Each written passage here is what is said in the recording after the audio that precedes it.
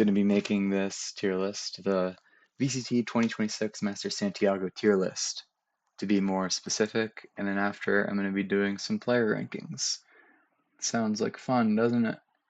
The player rankings, I guess just to preface a little bit, I don't think the player rankings are going to be necessarily tied to the tier list. Like, if I have a team very high in the tier list and I'm thinking in my head, like, oh, I think they're going to do very well at this event, that doesn't necessarily mean I'm going to have their players high in the player ranking because I'm not like predicting the stats of the event. I'm just saying which players I think are the best. Um, and then in terms of the actual video itself, I'm going to try to keep the explanations as short as I possibly can because, well, I guess for one, there have already been numerous tier lists out already by fans and analysts alike. So if you want long-winded explanations, then just go watch those videos, dude. Um, but I also just have a tendency to talk a lot and repeat myself a lot, which I hope I do not do in this video. Um, I have an idea in my head, and if I do not get it across adequately, then I will keep attempting to do so, and it's really annoying to listen to. That's why I'm not YT trained. I'm not trained for this YouTube stuff. Um, but yeah, I mean, at the end of the day, right, tier lists are so silly and disgusting. Like this is for sure a waste of my time, but um it's already been a 2 minute intro, dude. I just have to get into it, don't I? For the bottom teams, that I'd say that a lot of people have been having the same bottom, I'd say. EDG, All Gamers, Xyli, and then I've been seeing a lot of like Team Liquids.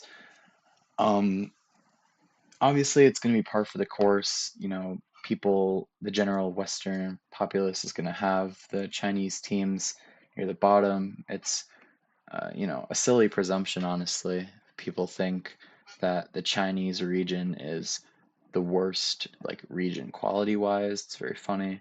Um, but I don't think it's necessarily fair to have these, teams in the same tier with Edward. I think Edward is probably clearly the worst team at the event for them. Like the only reason I'd say that is probably because like in this current meta, you have to have a Yoru like very good micro, right?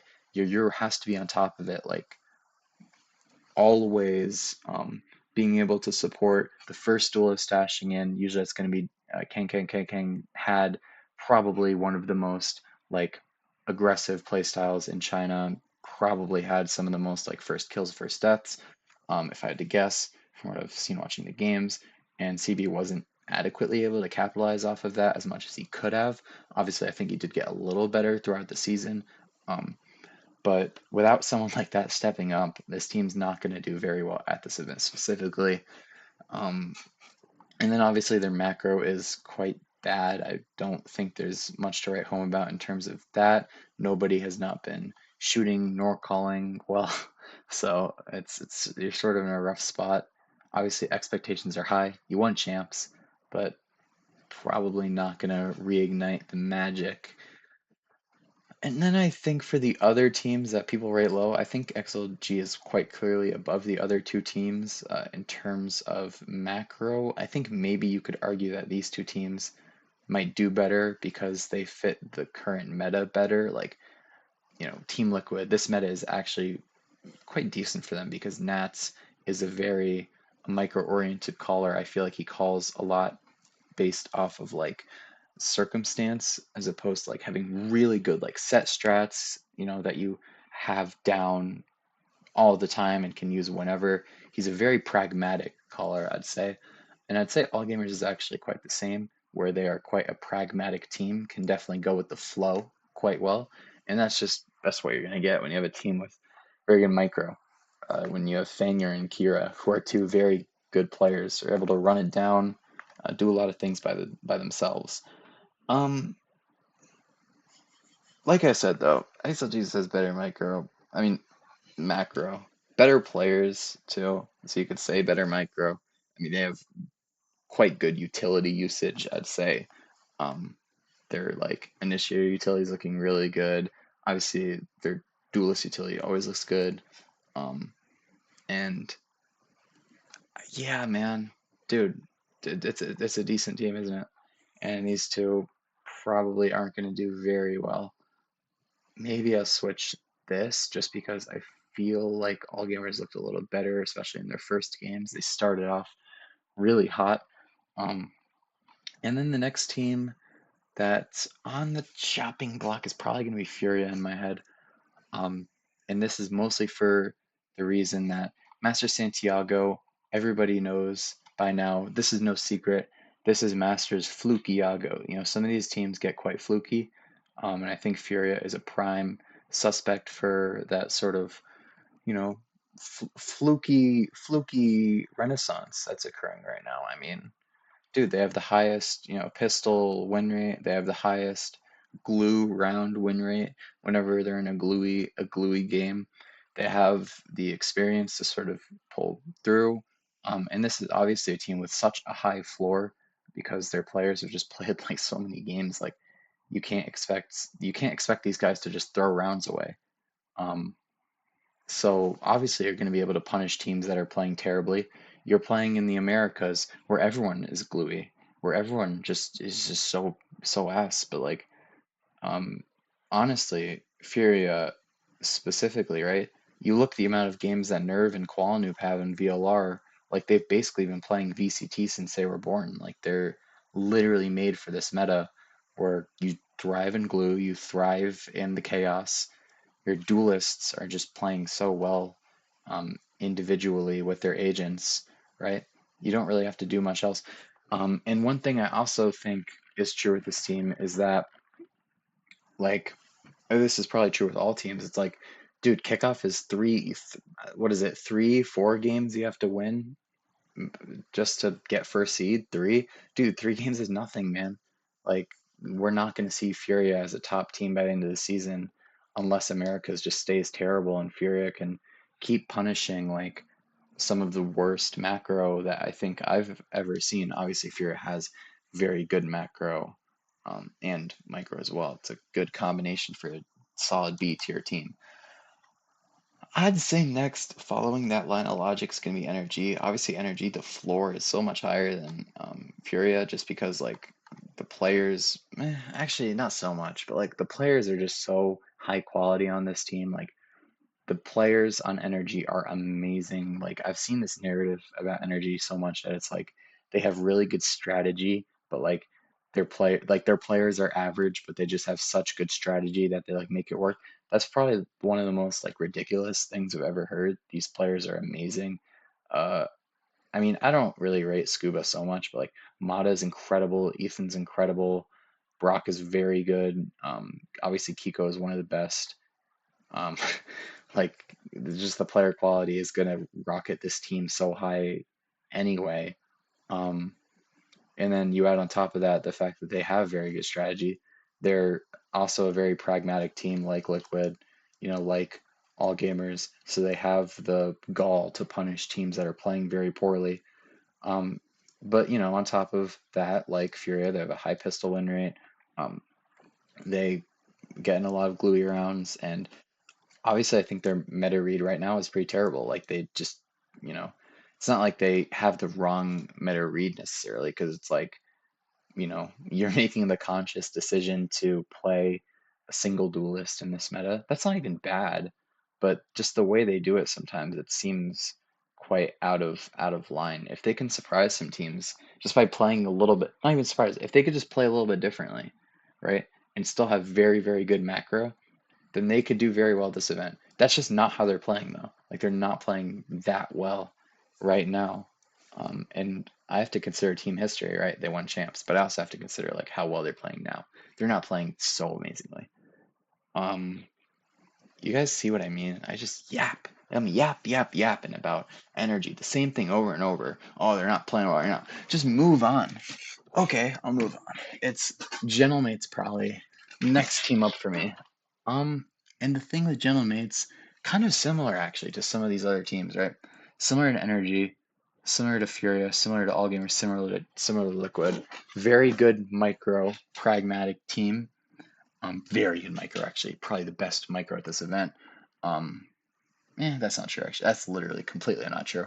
But one of the best micro at this event. They have decent macro, right? They're such a good Yoru Waylay team, specifically Yoru. I wonder why. Um, and I think like if you were to if you were to tell me right now, like Beepo is gonna play out of his mind, right?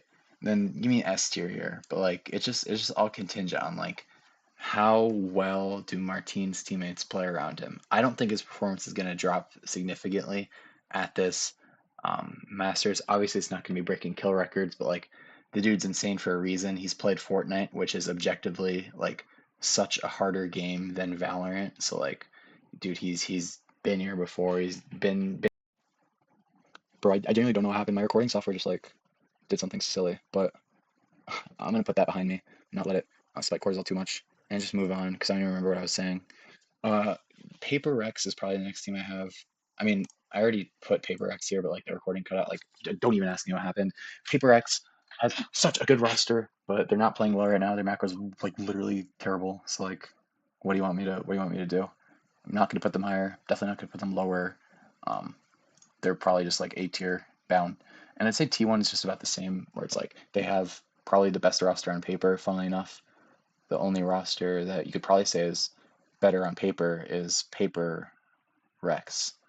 Um, but regardless, man, T1 is a very, very interesting team to where they could either be like boop or they could either be like boop. And that's, again, all I have to say. These three teams I could say a little bit more about. I'll probably have Nongshim at lowest of the three. One seed, obviously, very cool. However, very high pistol win rate, not as cool, right? You're gonna have to prove that you could win more um, rounds against great teams in this event. However, I think they will be able to do so for a couple of reasons. For one, their map pool is very strong. I think they have a very solid map pool. For two, their player quality is very strong. I think all 5 players on this team are very good at the video game. Yes, it is a shock. The 5 players on Nongshim Red Force are actually good. Um, it is not like they have always been the most slept on. Well, not even slept on. I feel like some people, when I'm going to go on a tangent for a second. When Sun Priest Gaming was playing Ascension, that was the easiest cash you could ever make in your life.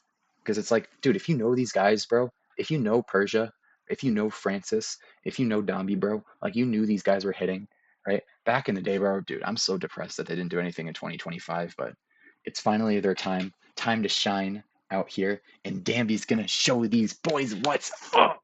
He's gonna show these little kids how to play Neon. This little boy is Jimmy Kang Kang. He's gonna go to Kesnit's home and Kesnit's home, Latin America, and show him how to play Neon. Danby is a better Neon while sleeping than Kesnit is while awake. Just think about that. Um, and you should also think about BBL because they are going to win this event. That is right.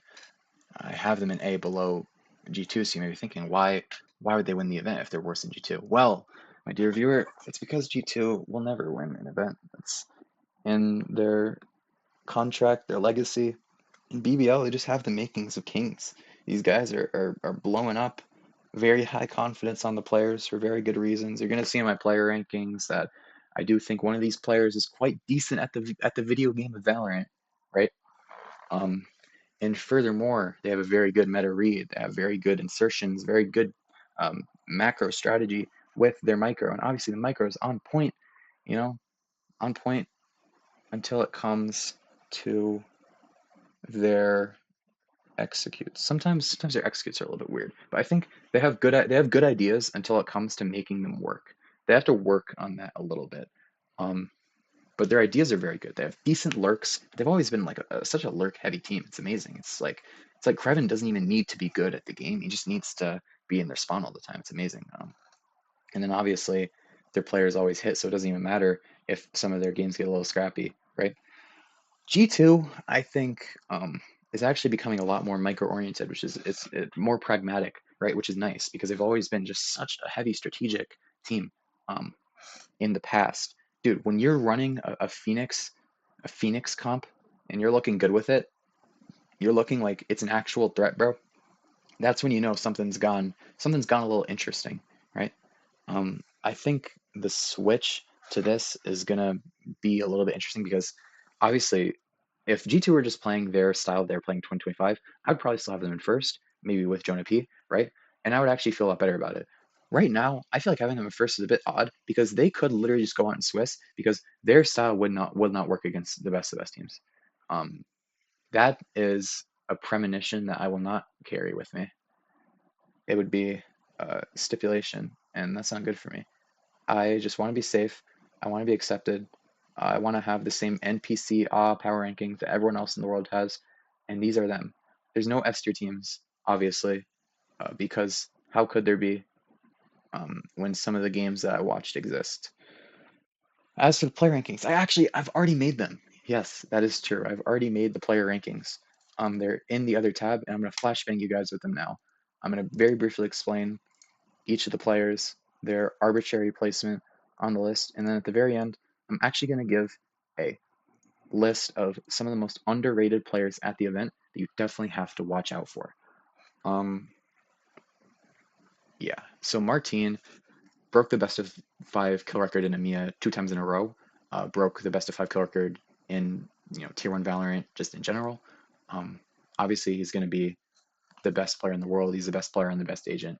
Um, He has incredible utility usage. He has incredible aim, like I already said, right? Fortnite aim is ridiculously harder than Valorant aims. Like, how could he not have some of the best aim in in that regard? That just makes sense in my head. Um, for number two, Forsaken, obviously he's gonna be super high because he is keeping up Forsaken form, and Forsaken already looked like probably the best player in the world coming into Champions off of winning um, the Masters. Probably was like the MVP for 2025, if I had to be honest, just playing so much stuff, um, being such a good flex and being able to shoot so well, even as the years go by. And he's no longer my little jet player, little cute paper X jet.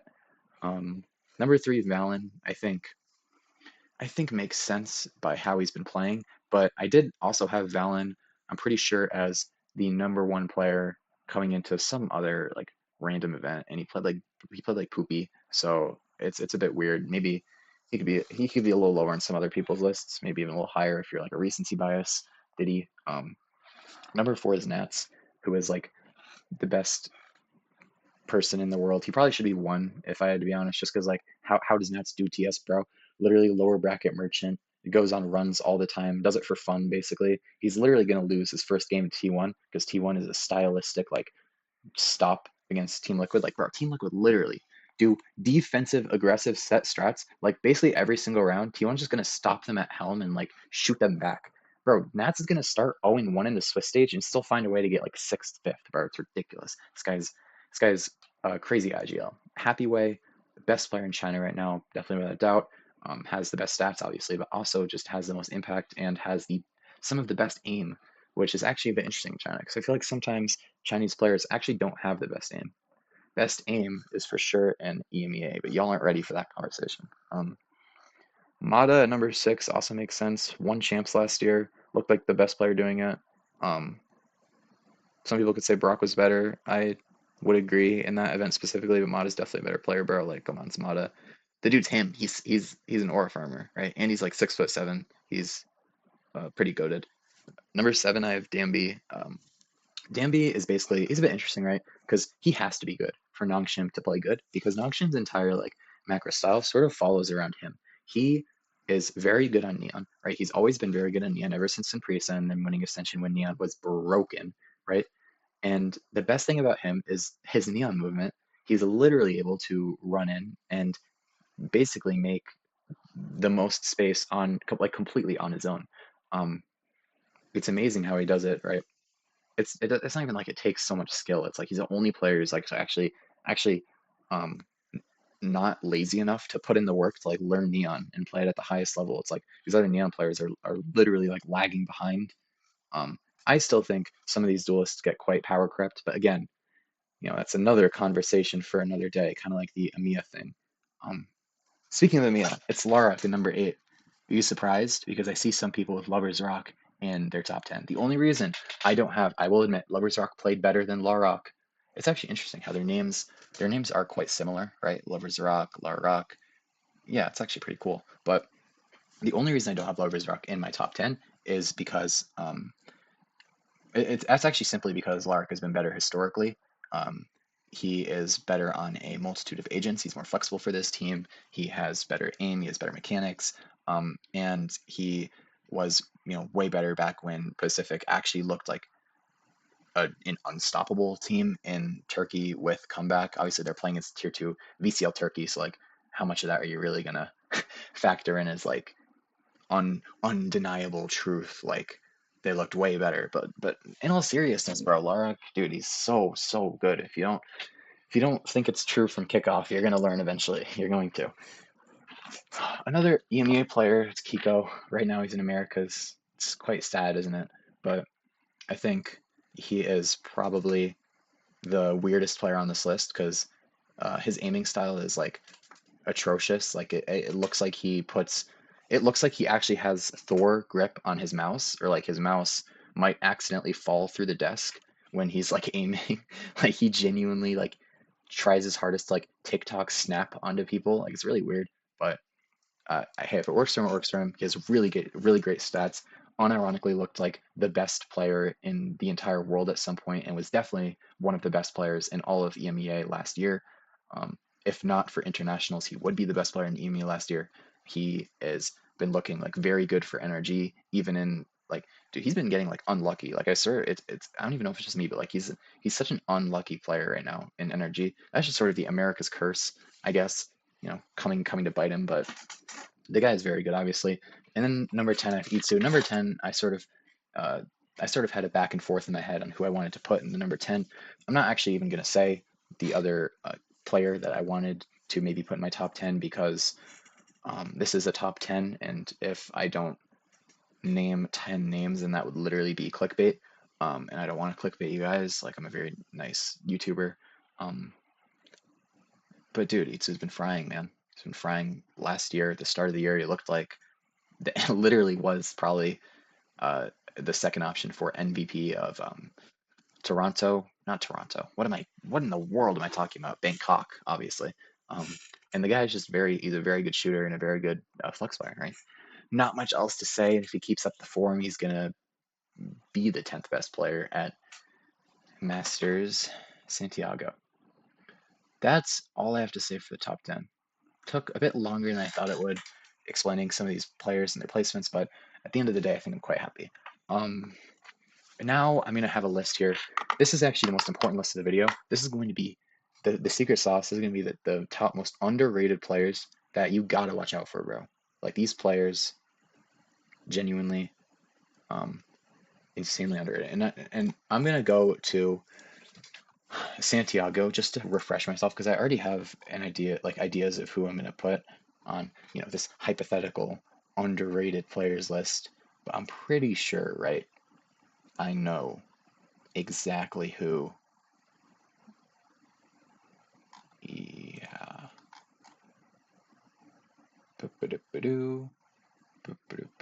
Okay, yeah, makes sense. So, no order. These are the underrated players you have to watch out for as someone who literally, unironically watches Valorant Tier 2 for fun. Yes, I watch Valorant Tier 2 for fun. It's the second most dangerous activity that I do, apart from Mongolian spitting for fun. You guys know me. I do move like that, indeed. And the first player that we're going to have here, speaking of tier 2, one that's fresh in my mind, just by clicking off of this playoff page, can you guys guess who it is? It's going to be Loita from BBL Esports. Now, Loita, back in the day, right? The fun days before BBL had even acquired Pacific, when they were literally just Pacific Esports, it was this team was 3 players, right? It was Loita, Comeback, and um, obviously Larok, right? Now this team was amazing. They didn't even have two other players. You could say, oh, Rose was on the team, Padisa was on the team. No, they weren't. They literally weren't because it was just these three players. They were popping off every game. And while you could say that comeback, Larak, they did sort of steal the show. Loita has incredible supportive utility. He has incredible decision making. You sort of saw it also in that like 1v4 clutch, the clip that went so viral. Obviously shouldn't have won that because Bippo, he's a bit of a crypto thrower. He definitely did with on purpose.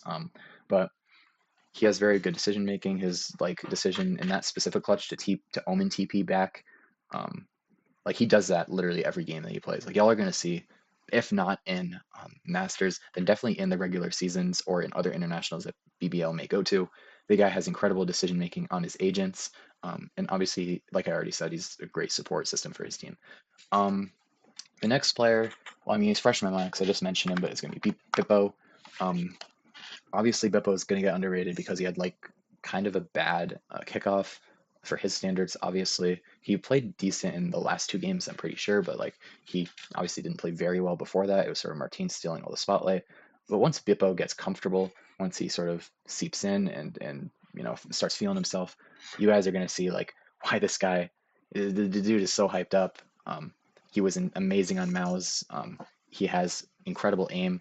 He's a very like TikToky player. Like I feel like he has a tendency to go for like clips, which you wouldn't really expect when like seeing him. The guy looks like, I mean, he looks like an ass pass kind of guy where he's like, he's playing smart. He may be a little baity.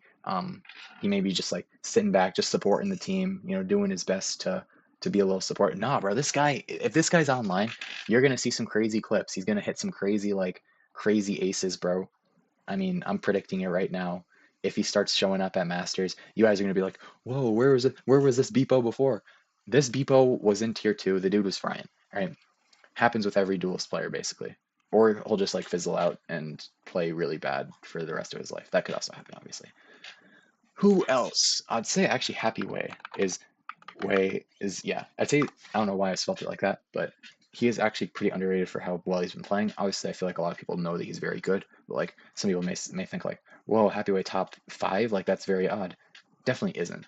If you've seen how he plays, definitely isn't recently because like I already literally just for all the reasons I already said, amazing aim, decision making. Um, Dude has like clutch potential. Dude has I mean, he has everything. He's a mixed bag, right? There's a bit of a gap now. I don't think the rest of these players are as underrated, but yeah, I'm probably gonna say um, Xros is pretty underrated because he was a decent player in tier two, but I have seen a lot of people actually saying that he's like the weak link on this team. I'm not sure if I would agree with that. I think like his aim is very good if it's online. We haven't really seen much of that in kickoff, but again, like I already said, if he's online, then he'll definitely start shooting very well. And I feel like a lot of where this anti Xros sentiment is coming from in some spaces is like he replaced Persia. And while it's hard to replace Persia, the guy's a very good player. Don't get me wrong. Xros, he's a decent replacement, right? I think they can definitely win something with Xros. I don't think that's out of the possibility of the possibility of possibility.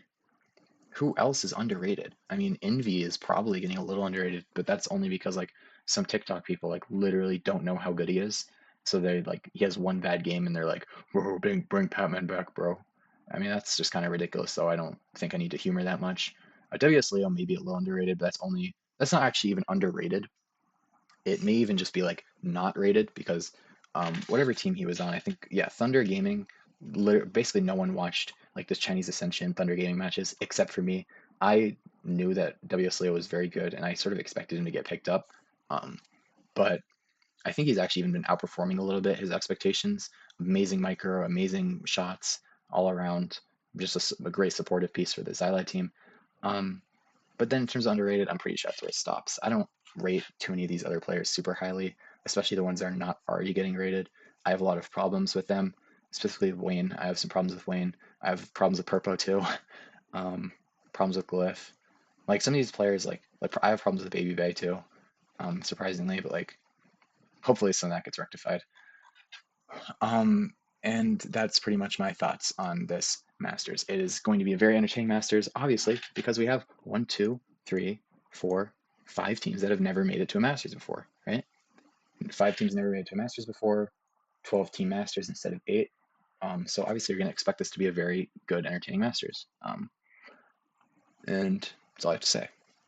Thank you guys so much for watching. If you have actually watched this